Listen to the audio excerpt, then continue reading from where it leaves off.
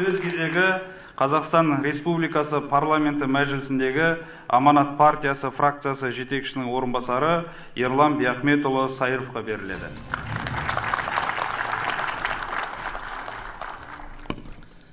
Қадірменді әріптестер, президент Қасым-Жомарт Тоқаев 2019 жылы наурызда билік басына келген күні Қазақстанда демократияландыруды тереңдету қажет деп мәлімдеді.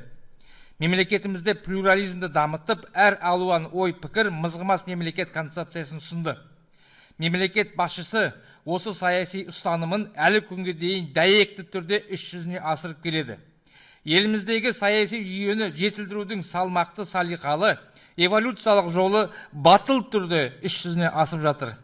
Ұсынылған конституция жобасы жаңарған Қазақстанның қарышты дамуға бағытталған жаңа бет әлпеті. Бұл құжатта биліктің халық алдындағы жауапкершілігі принципі айқын көрсетілген. Тұрақтылық жоқ жерде саяси даму да болмайды. Бұл конституция жобасында экономикалық қарышты дами отырып, мемлекеттің саяси тұрақтылығын қамтамасыз етудің тетіктері қарастырылған. Бүгін әлем турбуленттілік кезеңіне енді. Халықаралық құқық коррозияға ұшырап жатыр. Жаңа конституция тұрақсыз заманда Қазақстанның саяси тұрақтылығын қамтамасыз ететін құжат. Бұл құжатта тәуелсіз Қазақстанның саяси тарихында бірінші рет біздің мемлекеттің мыңдаған жыл дүниені дүр сілкіндірген пассионарлық тарихы бар ұлы даланың мирасқоры екендігін тайға таңба басқандай айқындады. Америка Құрама Штаттарының конституциясының авторларының бірі Томас Джефферсон конституция бүгінгі тірі ұрпақтарға қызмет етуі тиіс деп атап өткен.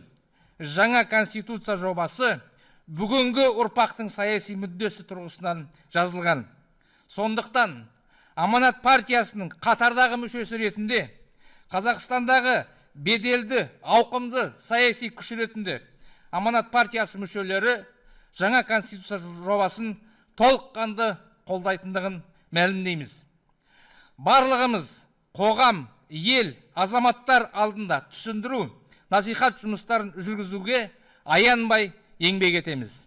Жаңа конституцияны Қазақстанның барша халқы бірауыздан қолдайтынына кәміл сенімдімін. Құрметті иық тірескен үзеңгілестер, іске сат, нар тәуекел, Қазақстан алға! Рахмет Ерлан Бияхметұлы.